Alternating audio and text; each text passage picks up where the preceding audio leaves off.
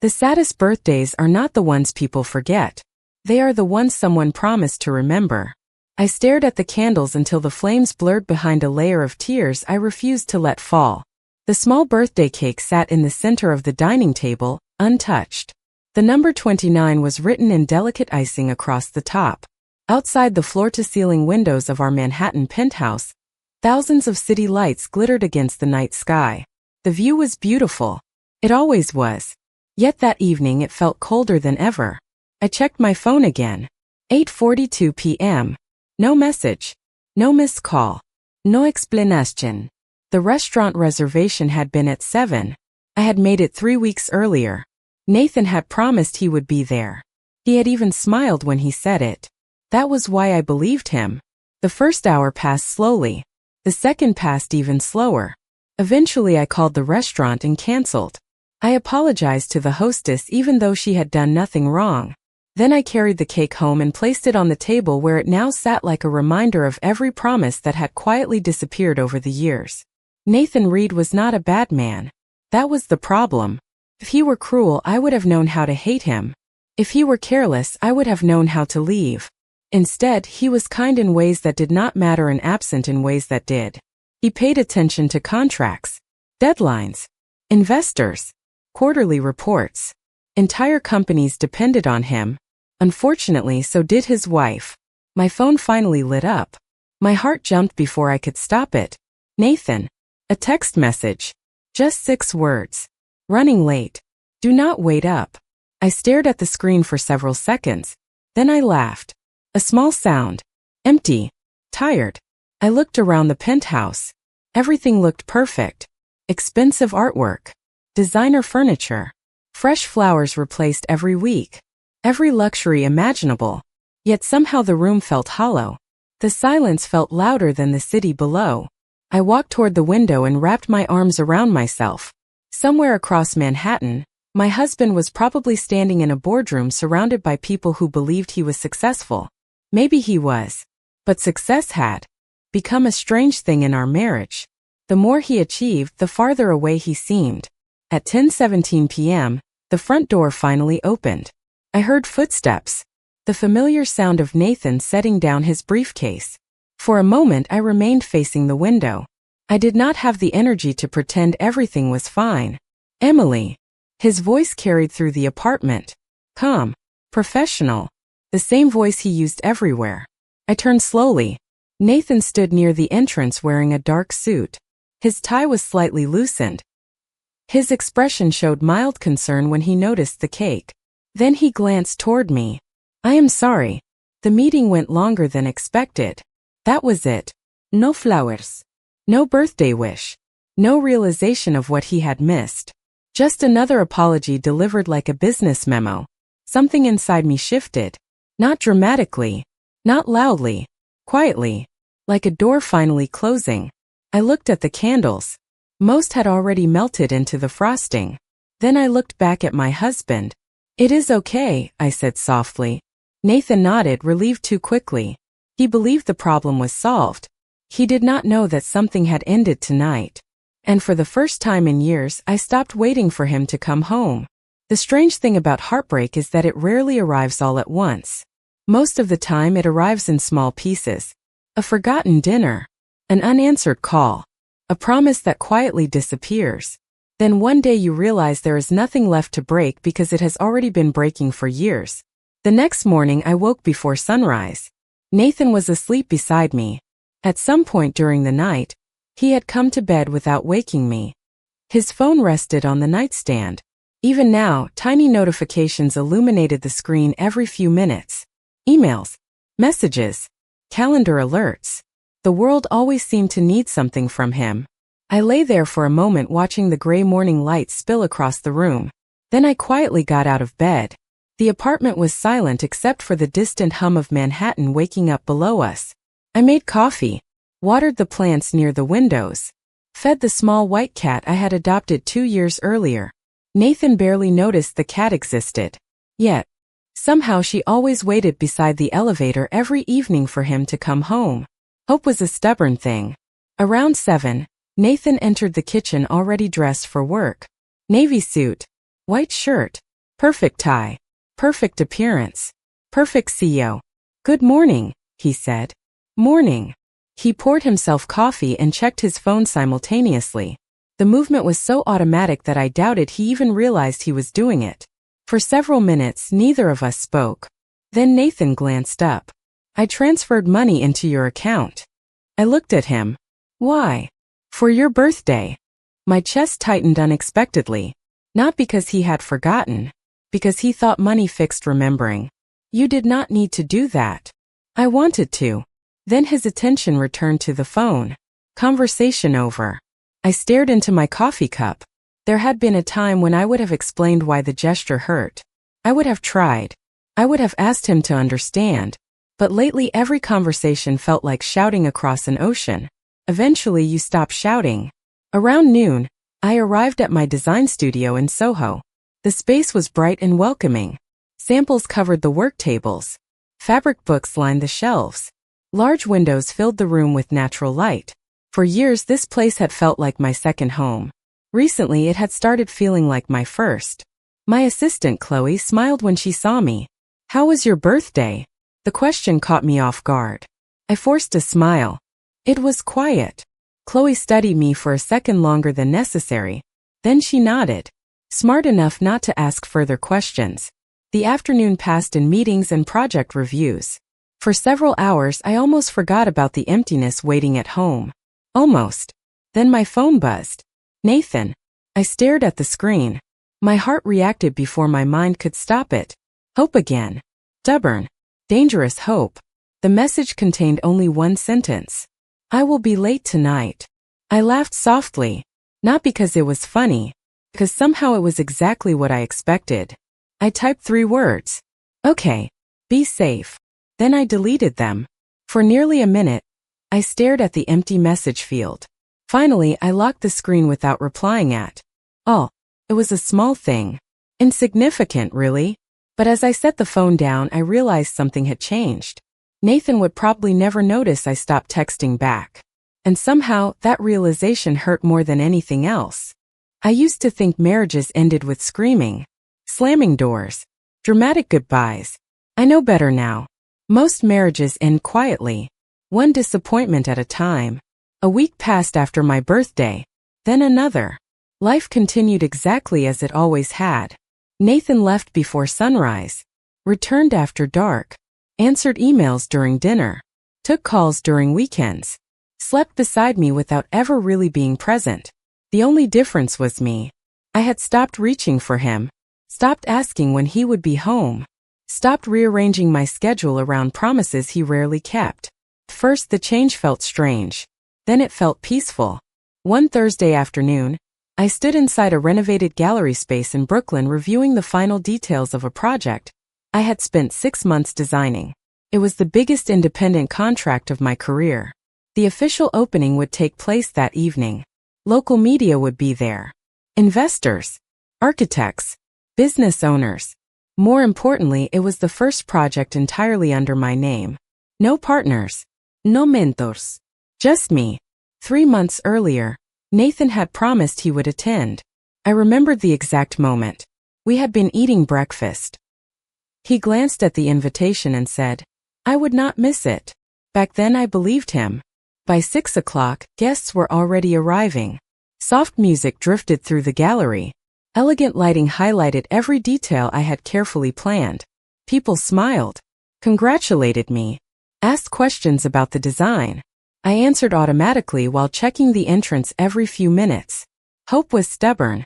Even now, Chloe appeared beside me holding 2 glasses of sparkling water. You look nervous. I smiled faintly. Doi. You have checked that door at least 20 times. I looked away. Not 20. 30. I laughed despite myself. Then my phone vibrated. My stomach immediately tightened. Nathan. I stepped away from the crowd before opening the message. For a second I simply stared at the screen. Then I read it again. And again. Emergency board meeting. Cannot make it. Proud of you. That was all. For words at the end. Proud of you. I should have appreciated them. Maybe once I would have. But standing there surrounded by a room full of strangers who had shown up while my husband had not, those words felt painfully small. Something unexpected happened. I did not cry. I did not get angry. I did not even feel surprised. Instead, I felt tired. Deeply tired. The kind of exhaustion that settles into your bones after carrying the same disappointment for too long. Chloe approached carefully. Everything okay? I locked my phone. Yes. The answer came easily this time. Too easily. Across the room, guests continued admiring the gallery. Smiling. Celebrating. Life moved forward. So did I. For the rest of the evening, I stopped looking at the entrance. Nathan was not coming. Accepting that felt strangely liberating. Around 10 o'clock, the event finally ended. The gallery emptied. The lights dimmed. I stood alone in the center of the room surrounded by months of work. It should have been one of the happiest nights of my life. Instead, all I could think about was a promise made over breakfast. A promise forgotten somewhere between meetings and profit reports. I arrived home shortly before midnight. The penthouse was dark except for a lamp glowing in Nathan's office. He was home. For once. Through the partially open door, I could see him reviewing documents. Focused. Busy. Unreachable. He looked up when he noticed me. How did it go? He asked. I stood there for several seconds, looking at the man I had spent years trying to reach. Then something inside me finally settled. Quietly. Permanently. It went great, I said. And for the first time I realized I no longer needed him to be there. Nathan smiled, relieved. He thought everything was fine. He had no idea that tonight was the night I stopped fighting for our marriage. The moment you stop hoping is the moment everything becomes clear. I did not wake up one morning and decide to end my marriage. It was not dramatic. There was no final argument. No betrayal. No single disaster. Just years of small absences stacked on top of each other until they became impossible to ignore. 2 weeks passed after the gallery opening. Nathan remained exactly the same. He left early, came home late, spoke about meetings, acquisitions, and deadlines. Occasionally he asked if I was doing okay. Occasionally I answered yes. We had become experts at surviving conversations without saying anything meaningful. One rainy Tuesday afternoon, I sat alone in my studio reviewing plans for a hotel renovation project when my phone rang. It was my mother. We talked for nearly an hour. About family. About work. About ordinary things. Then she asked a question I had been avoiding for years. Are you happy, Emily? I stared out the window at the gray streets below. People hurried through the rain carrying umbrellas. Taxis splashed through puddles. Life continued moving. I do not know, I answered honestly. There was silence on the other end. Then my mother spoke softly. Sweetheart, people who are happy usually know. Those words followed me all day. They followed me into the elevator that evening. They followed me through the penthouse door. They followed me into the bedroom where Nathan sat working on his laptop despite it being nearly 10 o'clock at night. He looked up briefly when I entered. How was your day? Good. Mine was busy. I nodded. Same conversation. Different day. Nathan returned to his screen. I stood there watching him. The blue glow from the laptop illuminated his face. Focused. Intelligent. Driven. This was the man I had fallen in love with. The man I had married. Yet somehow, despite standing only a few feet away, he felt impossibly distant. My eyes drifted toward the bookshelf near the window. A framed wedding photograph sat there. We looked happy, younger, hopeful, like two people who believed love alone would solve everything. I walked over and picked it up. Nathan barely noticed. Something inside me finally settled. Not anger, not sadness, acceptance. The next morning I met with an attorney. The office overlooked the East River. The woman across the desk was kind and professional. She explained everything carefully. Asked if I was certain. Asked if I wanted more time. I listened quietly. Then I signed the paperwork. My hand did not shake. That surprised me. For years I had imagined this moment would feel terrifying. Instead it felt calm. Like finally setting down something heavy after carrying it for too long. 3 days later, the envelope rested on my kitchen counter. White. Ordinary. Life-changing. Nathan came home shortly after 8. He loosened his tie while walking toward the refrigerator. "Long day," he said. Then he noticed the envelope. "What is this?" I watched him pick it up. Watched him open it. Watched his eyes move across the pages. First nothing changed. Then his expression tightened slightly. Confusion. Surprise. Disbelief. Finally he looked at me. "Emily." My name sounded unfamiliar in his voice. I stood quietly beside the window. The city lights reflected behind me. "I am serious, Nathan." The room fell silent. He looked back down at the papers, then up at me again. And for the first time in years, I saw something I had never expected to see in his eyes. Fear. People always imagine that losing someone happens in a single moment. They picture slammed doors and final goodbyes. The truth is stranger. Sometimes a person is gone long before they actually leave. Nathan stood motionless in the middle of the kitchen, the divorce papers still in his hands. For several seconds, neither of us spoke. The city lights shimmered beyond the windows. Traffic moved below. Somewhere in Manhattan, millions of people continued living their lives. Yet inside our penthouse, everything had stopped. "You cannot be serious," he finally said. His voice was calm, but I heard something unfamiliar beneath it. Uncertainty. I looked at him quietly. "I am." Nathan glanced back down at the papers as if reading them again might somehow change the words. "This is because I missed your gallery opening?" I almost smiled. Not because it was funny, because the question revealed how little he understood. "No." He frowned. "Then what is this about?" I took a slow breath. For years I had imagined this conversation. Angry versions. Emotional versions. Tearful versions. Instead, I felt strangely peaceful. It is about all the times. Before the gallery opening. Silence followed. Nathan stared at me. Waiting. I continued anyway.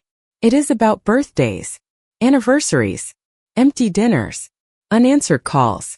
Promises you forgot. Conversations you never heard. His jaw tightened slightly. I was building a future for us. "I know." That answer seemed to surprise him. "Then why are we having this conversation?" I looked around the apartment. The expensive furniture. The artwork. The beautiful view. Everything he had worked so hard to provide. Because somewhere along the way, you built everything except a marriage. The words landed harder than I expected. Nathan looked away first. That alone felt strange. He was a man who negotiated billion-dollar deals without hesitation. Yet now he seemed unable to find the right response. Eventually he set the papers on the counter. "We can fix this." I studied him carefully. Part of me wanted to believe those words. Years ago I probably would have. But promises only matter when they arrive before the damage is done. "Nathan, do you know what my favorite restaurant is?" His expression changed immediately. Confusion. "What? Do you know my favorite movie?" He opened his mouth, then closed it. I nodded slowly. "Do you know the name of the woman who works beside me every day?" More silence. The answer was no. Of course it was. Nathan knew stock prices, market forecasts, acquisition details. Yet somehow he had missed the small details of the person sharing his life. The person sleeping beside him every night. For the first time since I handed him the papers, real emotion appeared in his eyes. Not anger. Not frustration. Something worse. Realization. I turned away before it could affect me. I signed a lease. His head lifted immediately. A lease. A small apartment in Soho. The color drained slightly from his face. "You already planned this?" "Yes." He looked genuinely stunned. As though the possibility had never crossed his mind. As though he believed I would always remain exactly where he left me. Waiting. Hoping. Lonely. "When?" he asked quietly. "This weekend." The room fell silent again. Then Nathan looked around the penthouse. At the dining table. The couch. The photographs. The life we had built together. For the first time he seemed to understand that he was not reading a threat. He was reading the end. And as I watched him standing there with the divorce papers in his hands, I realized something unexpected. Losing me had finally become real. And it terrified him. It is amazing what people notice when the noise finally stops. 2 days after I moved out, the penthouse no longer felt like home. At least that was what Nathan told me later. At the time, I was settling into my small apartment in Soho. The space was nothing like the penthouse. The kitchen was smaller. The ceilings were lower.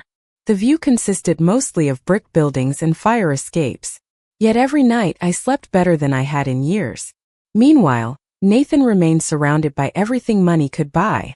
And for the first time in his life, none of it seemed to matter.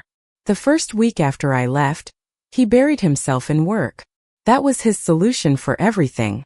Longer hours. More meetings. More distractions. But grief has a strange way of waiting. It sits quietly in the corner until the room finally becomes silent. One Friday evening, Nathan returned home after a 12-hour day. The apartment greeted him with stillness. No music. No television. No cat waiting by the elevator. I had taken her with me. He loosened his tie and walked through the living room, then the kitchen, then the bedroom, as if part of him still expected to find me there. Eventually he opened the closet. My side was nearly empty now. Most of my clothes were gone. Most of my shoes. Most of my belongings. Yet one cardboard box remained on the top shelf. Nathan almost ignored it. Almost. Later, he would tell me that curiosity was the only reason he pulled it down. The box was plain. Ordinary. Forgotten. Inside were photographs. Ticket stubs. Greeting cards. Small pieces of a life. At first, Nathan smiled faintly. Then he found the notebook. The cover was worn from years of use. He opened it without thinking. The first page contained a date from nearly 3 years earlier. A few handwritten lines. Nothing dramatic. Just thoughts. Feelings. Moments. Nathan sat on the edge of the bed and continued reading. Entry after entry. Page after page. I had written about ordinary things. Waiting for dinner reservations. Looking forward to weekends together. Being excited for anniversaries. Hoping he would come home early. Hoping he would remember. Hoping he would notice. The word hope appeared everywhere. Then slowly it disappeared. Nathan turned another page. The entries became shorter. Sadder. Quieter. One stopped him completely. It was dated the night of my birthday. I waited 3 hours tonight. The candles melted before he came home. I told him it was okay because I could see how tired he looked. I wonder if he knows I cried before he arrived. Nathan stared at the words for a long time. Then he kept reading. Another entry. I do not think Nathan realizes I stopped asking him to stay. Another. It hurts less when I expect nothing. Another. I miss my husband even when he is standing beside me. The bedroom felt impossibly quiet. Nathan closed the notebook and pressed a hand against his eyes. For years he believed providing was enough. Protecting was enough. Working harder was enough. Yet the pages in front of him told a different story. They revealed a loneliness he had never bothered to see. A pain hidden in plain sight. Then something slipped from between the final pages. A folded letter. Unsent. Addressed to him. Nathan unfolded it slowly. As his eyes moved across the first sentence, the color drained from his face. Because the letter began with 6 words he had never expected to read. I do not think you love me anymore. Some letters arrived too late. Not because they were written too late, but because they were read too late. Nathan sat alone in the bedroom long after midnight, the folded letter still trembling slightly in his hand. The city beyond the windows glowed against the darkness, but he barely noticed. For years, he had trained himself to focus on what mattered. Deadlines. Numbers. Growth. Success. Yet now, none of those things could hold his attention for more than a few seconds. His eyes returned to the letter again. I do not think you love me anymore. The sentence echoed through his mind, not because it was true, because he suddenly understood why I believed it. He continued reading. Every line felt like a conversation we should have had years ago. I know you work hard for us. I know you carry responsibilities most people cannot imagine. But sometimes I wish you would choose me for one evening. One dinner. One conversation. One memory. Nathan closed his eyes. Images began surfacing one after another. My birthday cake sitting untouched on the table. The gallery opening he promised to attend. Anniversary reservations quietly canceled. Messages answered hours later. Apologies offered too easily. He had always assumed there would be time to fix things later. Time had become his favorite excuse. The letter continued. I do not need grand gestures. I just miss feeling important to you. Something tightened painfully in his chest. The realization was simple. Emily had never asked for luxury. She had never demanded impossible things. She only wanted his presence. And somehow, despite loving her, he had convinced himself that providing for her was the same thing as being there for her. Around 2 a.m, Nathan stood and walked through the apartment. Every room felt different now. The kitchen where she drank coffee every morning. The sofa where she curled up with design magazines. The chair near the window where she watched storms roll across Manhattan. He noticed details he had ignored for years. The absence of her favorite blanket. The missing stack of books beside the couch. The silence where her laughter used to be. It felt as though someone had removed the soul from the apartment while leaving everything else behind. The next morning, Nathan canceled 3 meetings. His assistant nearly dropped the phone in surprise. He could not remember the last time he had canceled anything voluntarily. By noon, he found himself standing outside a small cafe near Emily's design studio. Not because he planned it, because his feet carried him there. Through the window, he saw her sitting with Chloe. She was smiling. Really smiling. The sight stopped him completely. For a moment, he simply stood there watching. Emily looked lighter somehow. Freer. The realization should have comforted him. Instead, it hurt. Because she had not become happier when he entered her life. She had become happier when she left it. Nathan turned away before she noticed him. For the first time, he stopped asking how he could save the marriage. A harder question took its place. What kind of husband had he actually been? That evening, he returned to the penthouse and opened his calendar. Meeting after meeting filled every hour. Every day. Every week. He stared at the schedule for a long time. Then slowly he began deleting appointments. Not because he expected Emily to come back. Not because he believed one grand gesture would fix years of neglect. But because somewhere between success and ambition, he had forgotten how to be a person. And for the first time in a very long time, Nathan Reed decided that had to change. The hardest apologies are not spoken. They are lived. 3 weeks passed after Nathan began changing his life. He left the office before sunset. He stopped scheduling meetings on weekends. He started eating meals at a table instead of in front of a screen. To everyone around him, the changes seemed sudden. To Nathan, they felt overdue. Meanwhile, I focused on rebuilding my own life. My apartment slowly became home. Fresh flowers appeared on the kitchen counter every Sunday. The cat claimed the best spot by the window. My design projects expanded. Clients recommended me to friends. For the first time in years, my days belonged entirely to me. Then one afternoon, Nathan appeared at my studio. He was standing outside when I arrived from a client meeting. No assistant. No driver waiting nearby. No expensive entourage. Just Nathan. For a moment, neither of us moved. The city buzzed around us. Pedestrians hurried past. A food truck vendor called out to customers.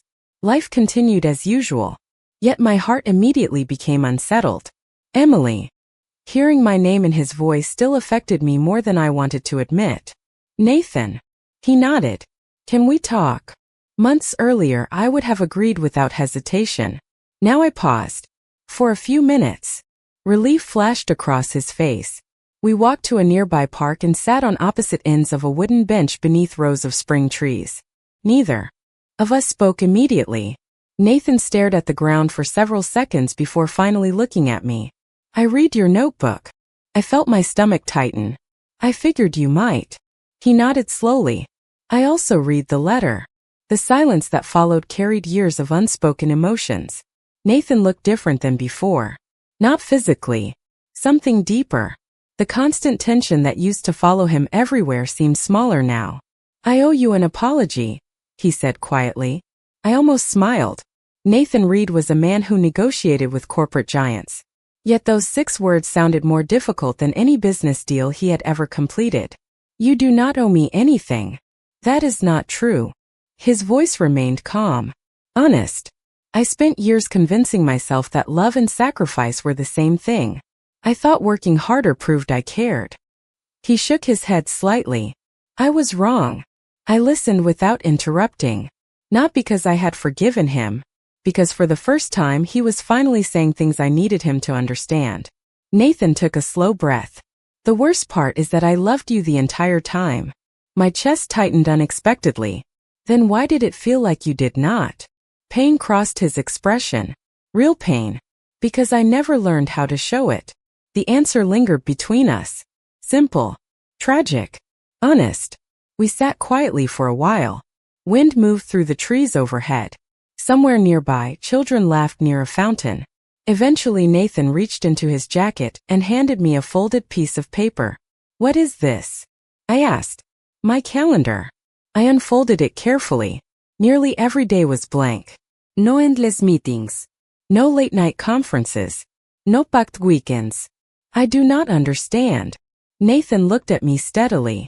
This is the version of me you needed years ago. Emotion caught unexpectedly in my throat. Not because the gesture solved everything. It did not. Some wounds take time. Some trust must be rebuilt slowly. But for the first time since our separation, I saw a man trying to change because he understood why he needed to. Not because he wanted me back. Because he wanted to become better. And for the first time in a very long time, I wondered whether the story between us was truly over. Sometimes love does not return with a grand speech. Sometimes it returns one quiet choice at a time. After the afternoon in the park, life did not magically become perfect. Nathan did not move back into my apartment. I did not tear up the divorce papers. There were no dramatic declarations beneath the New York skyline. Real life was not built that way. Instead, something smaller happened. Something far more important. Consistency.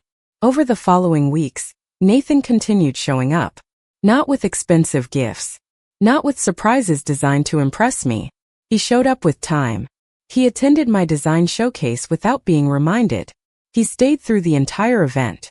He asked questions about my projects and actually listened to the answers. When I talked, he put his phone away. The simple gesture felt more valuable than anything money could buy. At first, I remained cautious. Trust does not heal overnight. There were still moments when old disappointments resurfaced. Moments when I expected him to cancel. Moments when I waited for work to become more important again. But it never happened. Slowly, the walls I built around my heart became less necessary. One Saturday morning, nearly 3 months after I moved out, Nathan and I met for breakfast at a small cafe overlooking the Hudson River. Sunlight reflected across the water. People walked their dogs along the promenade. The city felt unusually peaceful. Nathan smiled as the waitress delivered our coffee. You know, he said, I used to think success meant never slowing down. I laughed softly.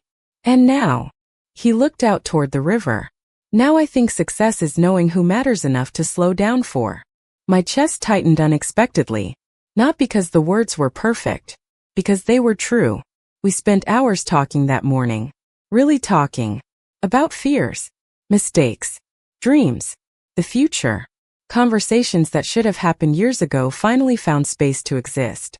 For the first time since our wedding, it felt as though I was sitting beside my husband instead of a stranger. A week later, the final divorce hearing approached. The date sat quietly on both of our calendars. Waiting. Neither of us mentioned it directly. Perhaps we were both afraid to. On the morning of the hearing, I stood outside the courthouse staring at the steps. The city moved around me in a blur of sound and motion. Then I heard a familiar voice behind me. Emily. I turned. Nathan stood there in a dark suit. Calm. Nervous. Hopeful. The same man. Completely different man. For a moment, neither of us spoke. Then he walked closer. There is something I should have said years ago. My heart began to race. Nathan took a slow breath. I thought working harder was building our future. His voice softened. I never realized I was destroying our present. The words settled between us. Honest. Unpolished. Real. Tears filled my eyes before I could stop them. Not because I was sad. Because after all this time he finally understood. Nathan looked at me carefully. I cannot change what I did. I nodded. I know. But if you give me another chance, I will spend the rest of my life showing you that you matter more than any meeting ever could. Silence followed. The kind of silence that changes everything. Then I looked at the courthouse. Looked at the papers waiting inside. Looked back at the man who had finally learned what love required. And for the first time in years my answer came easily. I reached for his hand. Nathan's fingers closed around mine instantly. Warm. Steady. Certain. Together, we turned away from the courthouse steps. Behind us stood the ending we almost chose. Ahead of us stood a future neither of us would take for granted again.